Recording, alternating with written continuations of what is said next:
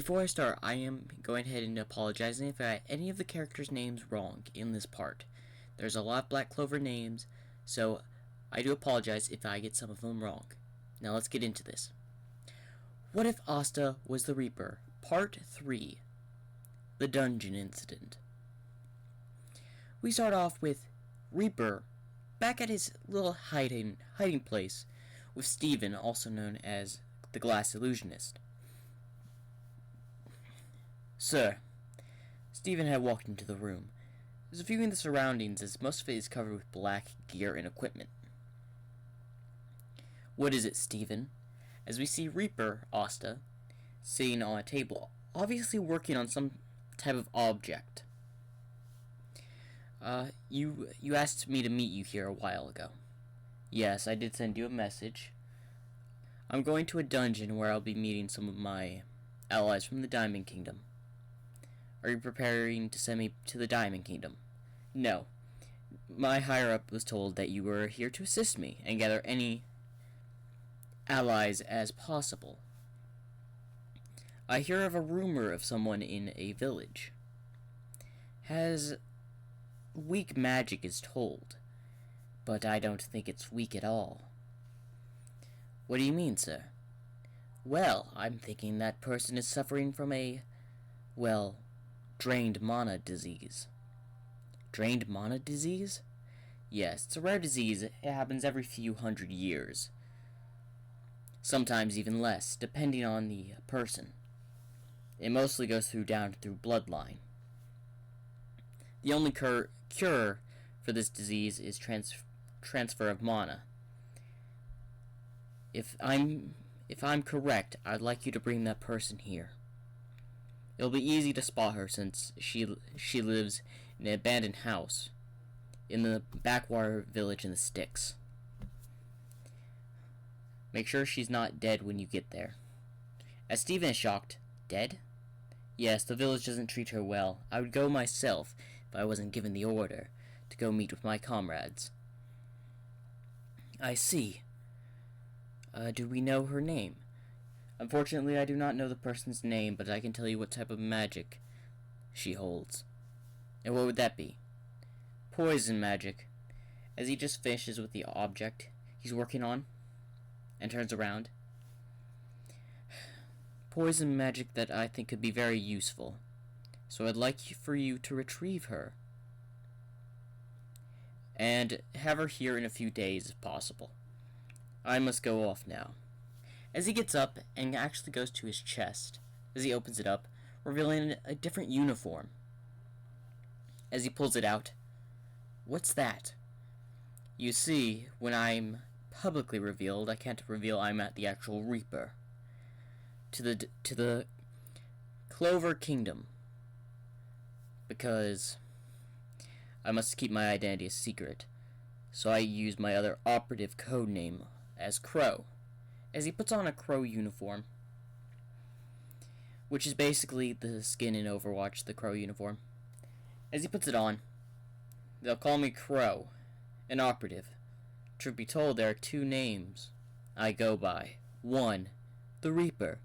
The other one is Crow. I'm only known as one of the top operatives in the Diamond Kingdom. The other one, the hidden assassin for the Diamond Kingdom. You have two names? Of course, the higher-ups don't like me getting any attention by my Reaper name, as I'm mostly used for assassination attempts, you see, and sneaking in. But Crow, on the other hand, is more for when they need backup, and no one else is around. I see. So you go by those two. Depending if I have to use another alias at time to time. But please retrieve this person as I've ordered. I will do so, sir. Good. Now, he walks towards the exit. I am off. As he walks out of the room. Also, there's a map telling you where she's located. You may use that. Thank you, sir. As he goes over to the desk and sees the map. Wow, it'll take me at least a few hours to get there. Well, as he grabs the map and walks out, The Reaper then just leans against the exit, watching as Steven comes out with the map. I should be gone for at least a few days. Have her back here by that time. I've also prepared a cage for the hostages. Hostages? Yes, I didn't tell you, but I'm going to kidnap 2 nobles. One from the Silva family, and one from the Vermilion family. Mimosa and Noel, I believe's their names. Take care. As he then just uses his teleportation ability. As Steven's left there alone. Well, let's head to that village. As he starts walking out. As we go to the Reaper, who teleported near, well, the Diamond Kingdom's troops. Mars and Lotus, I believe his name. It's the guy with the black magic in the dungeon arc. I could be wrong. So, as he walks out and towards them, as Lotus sees him, "Ah, Crow, it's good to see you. Lotus, we've been assigned a few missions together, haven't we?" "Yes, we have. In fact, I remember that last raid we went on," says the person that stayed in the background. "What? You can't blame me. I was taking all the treasure." "Of course you were. You're a crafty one. And who else do you have with us?" "Well, I have Mars and a few others. Mars will be mostly heading to the bomb floor of the dungeon when we go there. I will also accompany him." As he unsheathes one of his blades. As Mars comes forward, "Who's this guy?" "Oh, you must not know him. This is actually one of our top operatives. Close to the general's rank, actually." As Mars is surprised. "Yes, he's a high individual in our ranks, called Crow. He's performed several tasks against the Clover Kingdom and sometimes even the Heart Kingdom. Of course, he is not on the battlefield that often, but when we do see him, he's one of our main hitters." "So why would they send him here then?" "Who knows? Must have been an urgent assignment." "So may I ask why you're here?" "I was simply given a report to basically overwatch y'all's work." "Like a supervisor. You realize I'm here." "Yes, I know, and you're very capable. But I hear there's 2 Magic Knight squads going to intercept you." "2? Yes. So I want you to be prepared." "Well, there's nothing we can argue with that. We'll gladly take any assistance we can get." "And what 2 squads are they?" "One from the Golden Dawn. One from the Black Bulls. We can easily dispatch the Black Bulls. The Golden Dawn, on the other hand, may be a problem. That's why I was assigned to help you." "I see. Then this should be an easy mission. Of course, they don't think we have any operatives in the area. Y'all probably could have handled it yourself." "That is very true. Let's get in the dungeon before they get here." "Of course." As the Reaper just walks in the dungeon, well, triggering a trap right off the rip of the dungeon, being a plant trap that wraps around the Reaper, or Crow. And the vines just decay. They just decay. The life force from the vines have been all taken out. As he then just keeps walking in. As Mars is surprised. "What is his magic?" "That's the thing. We're not allowed to say. Although there's speculation he has some sort of transportation magic. And there's speculation that he has some sort of enhancement magic. But no one knows his true magic except the higher-ups of the Diamond Kingdom. I don't even know what his magic is." Well, anyway, let's go right on in. As they're walking into the dungeon, we go to Steven, who's currently on a broom heading towards the sticks, near the area. As he then sees the village that Reaper was referring to. As he goes to land, as he's looking around, old abandoned house. A lot of these are in good condition. As then he sees one a bit far away in the swamp a little bit. That must be what he's referring to. He puts the map away and starts heading there. As he finally reaches the door of the building, someone comes up to him. "Hey, what are you doing here?" "I came here to check on this person here that lives here." As the man gets a good look, "You must be from the purple orcas," as he was using one of the cloaks of the dead purple orca members as a disguise. Yes, you must be the person I hired to kill the person in this building. It's a cursed child." "Really now?" "Yes. Now go ahead, do your thing." As he pulls into his pocket, look like he's about to grab something, as the man's watching, interested, as he then quickly moves his hand back and forth, as if it was a hidden attack. As the man is about to say something, his head just falls off his shoulders and falls forward. Why did I agree to wear this today? As we get a little bit of a flashback between a talk with Stephen and the Reaper. When you go to some of these villages, wear this uniform or this cloak, being from the purple orcas. Why is that? I want to try to cause as much confusion in the Clover Kingdom as possible.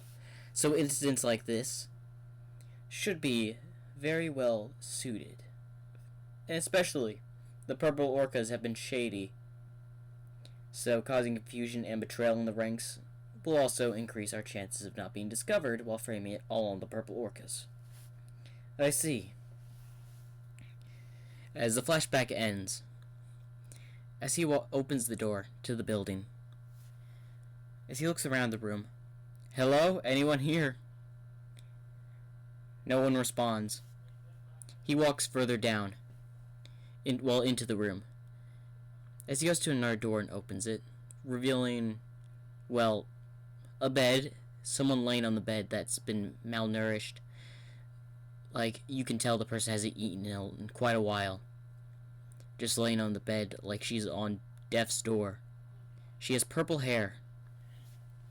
As he quickly goes over to the girl's side, as he checks her pulse, she's only breathing but faintly.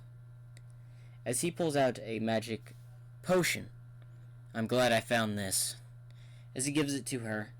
As some of the malnourished goes away, but you can tell she's still not feeling well. As then he grabs some bread. "You need to eat," and starts feeding it to her. As the girl opens her eyes, revealing purple pupils. As she moves her head, "Who are you?" As he had taken off the purple orca, thing, because they didn't want her to know that he was part of a Magic Knight squad, because that's not what he's here to do. "I'm simply here to help." "Why?"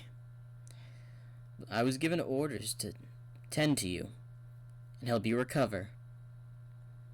But why though? I'm a cursed child, born with poison magic." "Poison magic is not a curse. It's simply just the magic you're born with. After all, I myself doesn't have any type of powerful magic myself." As he then makes a glass cup. "For instance, this." As he then pours some water into it and hands it to her. She moves her arms and drinks it. "Most people made fun of me too, for having this glass magic." "Really?" As she's just listening. "Yes, I even took the Magic Knight exam a while ago. But, of course, they wouldn't take anyone with glass magic." "So what did you do?" "I was then an interesting man came to me and proposed an offer. He saw potential in me, as he sees potential in you." "I don't have much mana." "No, you don't. But you have a thing called mana drain. It's when high amount of mana people. It's only people with high amounts of mana have this disease. And it usually runs in a certain type of family, mostly through some nobles, but sometimes even peasants have it. And my master took an interest in you.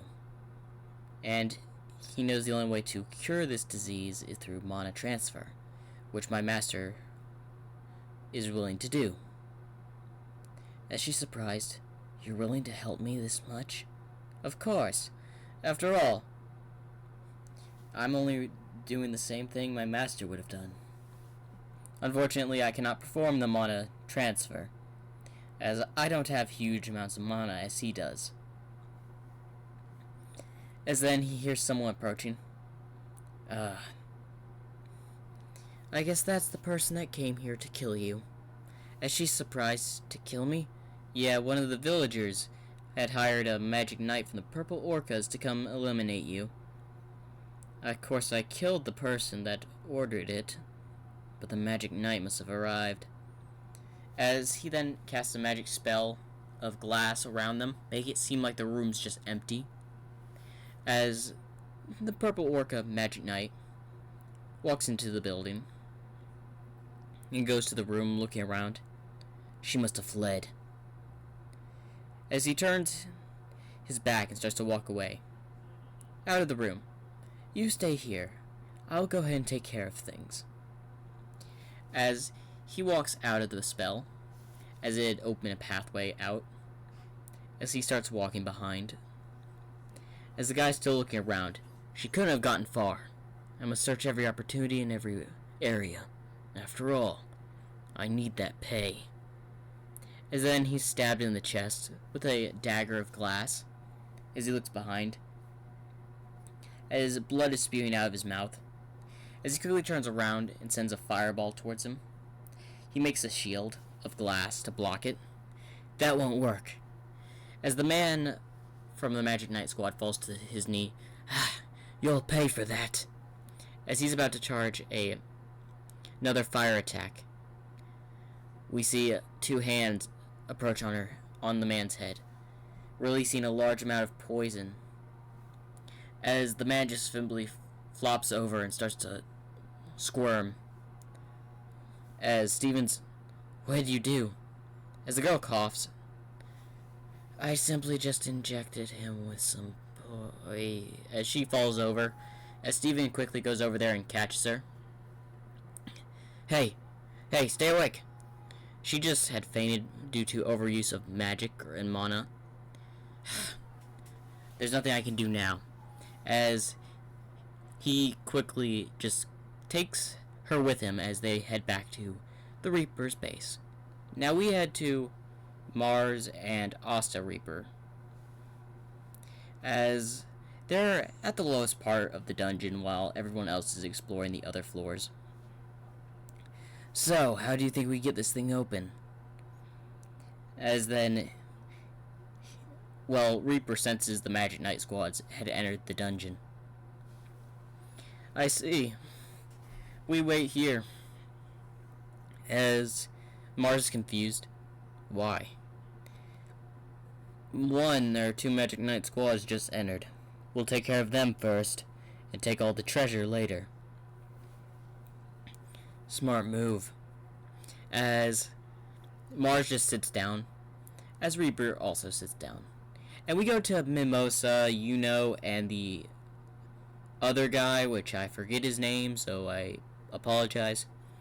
As she pinpoints all of the enemies, but the only person that she cannot pinpoint is Reaper.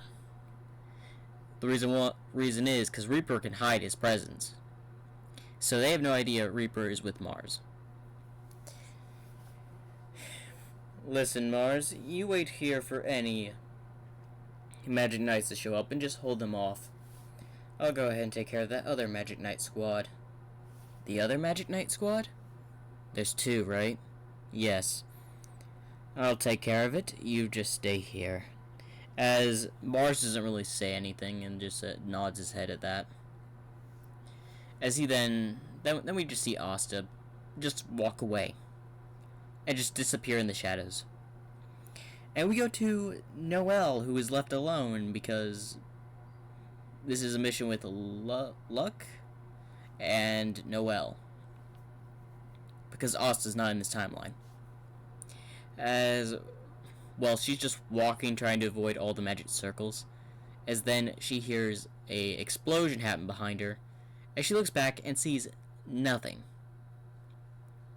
As she keeps going, but she's constantly hearing more magic traps go off, as she finally turns around, and, well, it's the Reaper, well, Crow in this sense, standing there.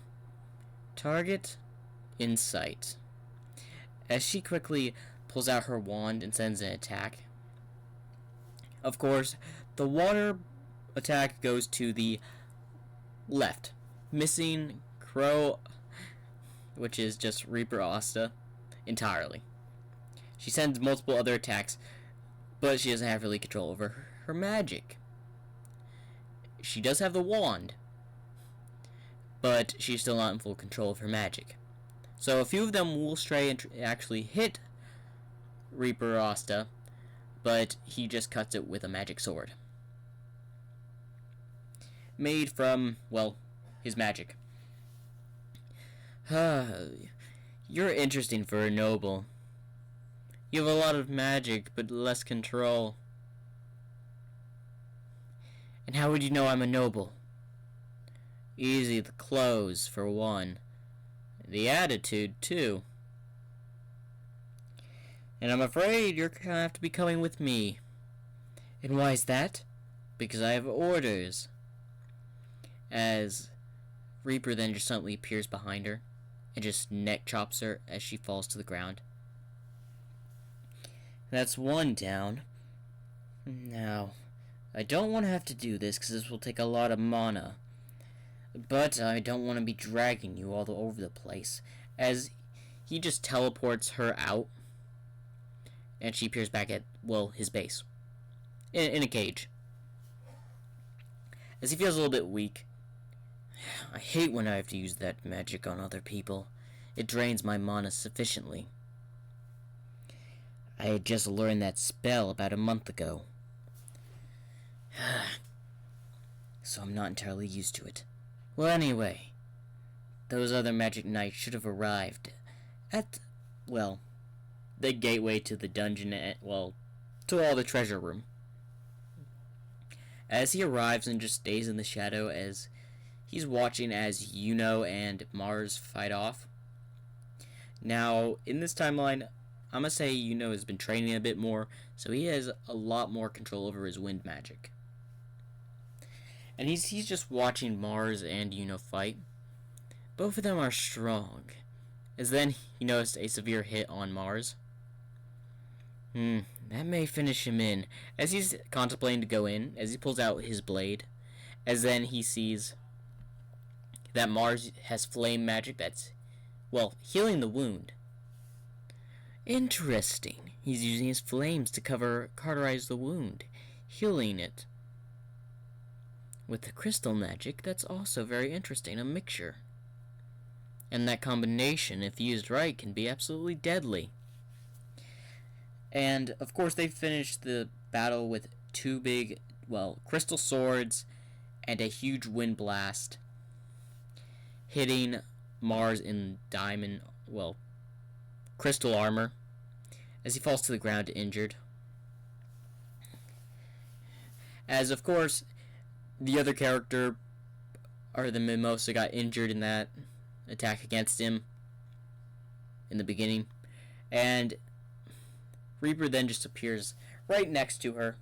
I gotta say, that was a very entertaining fight to watch, as Yuno and Mimosa and the guy that's injured looks over at him.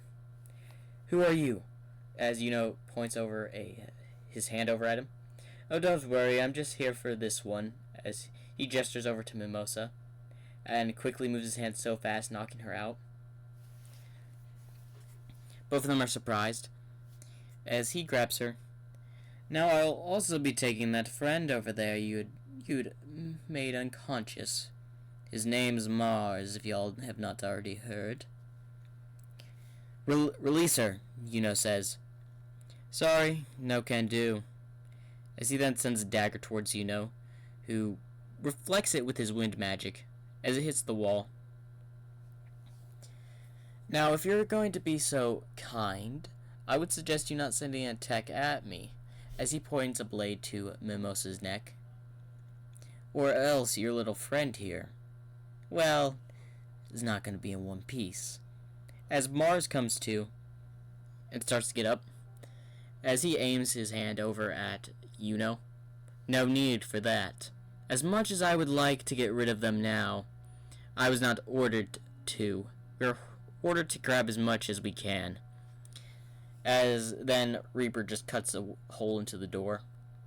Grab as much as you want. As Reaper just stays at the entrance with a dagger to Mimosa's neck. Why are you doing this? Let her go.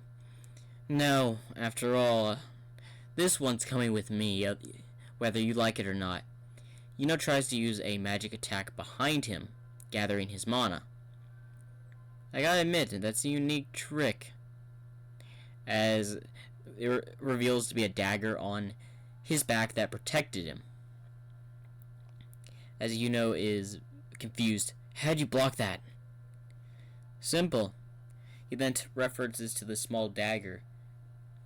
This item, as it's revealed to be the same dagger that was fought against Steven in the last episode. This thing has a unique ability to counteract the molecules of an attack, especially an unhoned attack like that one. It's a nice magic item I found a while back, and also infused with my mana, increasing its range to decay the magic from the spell. As Mars just finished grabbing, as Lotus just also got there, as Luck also got there. Now if you excuse us, as he touches Mars's shoulder, as they teleport away, and the collapse scene happens, and Lotus just gets away with much gold as possible and items. Same as the anime. As Mars is out there with Reaper and Mimosa. As Reaper then just falls to one knee. Crow, are you alright? I didn't want to have to use this transformation or teleportation magic. And if y'all want a description of how they teleport out, imagine black smoke consuming all of them and then just disappearing as soon as they appeared outside. That's how it looks. It'll take a while for my mana to recover, but it looks like I'm heading back to my place for the time being. What do we do with her? She's coming with me. I have orders to keep her a hostage with the other noble. The other noble? Yes. Noel Silva. Now, if you excuse me. He gets up but weakenly, as he had used a lot of mana to teleport, as the teleportation with his mana takes a lot of energy and mana to do the teleportation, because it's technically using a lot of mana to just focus. Teleporting himself is different. It'll take less mana, since he can, his body's technically made out of smoke and he can easily transport himself. But doing other people is an entirely different story. He would have to use a huge amount of mana. So hence his weakened state. As he just makes his way back to his base. As Mars and Lotus just head back to the Diamond Kingdom. As we just see, the Reaper, still in the crow outfit, dragging Mimosa, heading back to his base. Hopefully y'all enjoyed part 3 of What If Asta Was the Reaper. Make sure to like and subscribe.